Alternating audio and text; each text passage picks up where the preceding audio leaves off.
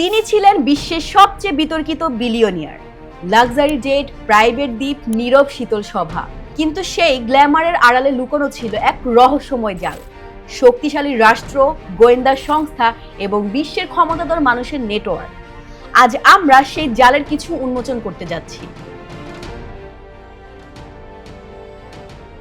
Jeffrey Epstein এক সময়ের ব্যাংকার, luxury জীবনের প্রতীক, কিন্তু তার শক্তি ছিল মানুষের উপর প্রভাব ফেলার ক্ষমতা।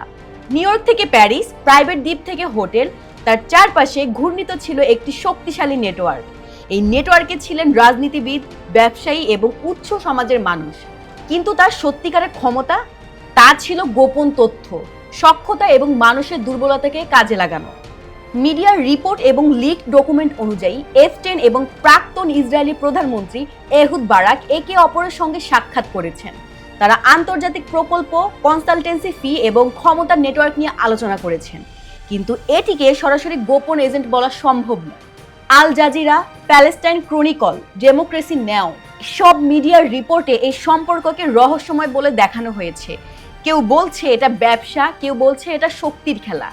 কিন্তু নাফতালি বেনেট স্পষ্টভাবে বলেছেন, এপস্টেইন কখনো মসাদ এজেন্ট ছিলেন না। এপস্টেইনের দ্বীপে হওয়া সভা, প্রাইভেট জেটে দেখা বা নিউ ইয়র্কের লাক্সারি হোটেলের মিটিং সবই রহস্যময়। এই নেটওয়ার্কের আসল উদ্দেশ্য কি ছিল? ব্যবসা, রাজনৈতিক প্রভাব নাকি অন্য কিছু?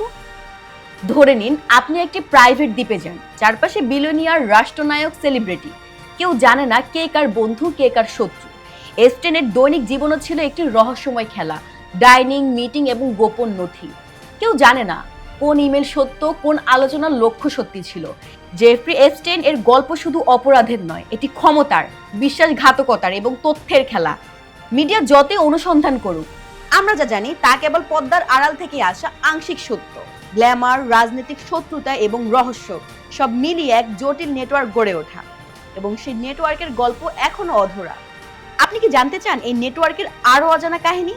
সাবস্ক্রাইব করুন এবং বেল আইকনে চাপ দিন, যাতে কোনো রহস্য আপনার চোখের বাইরে না যায়। ধন্যবাদ।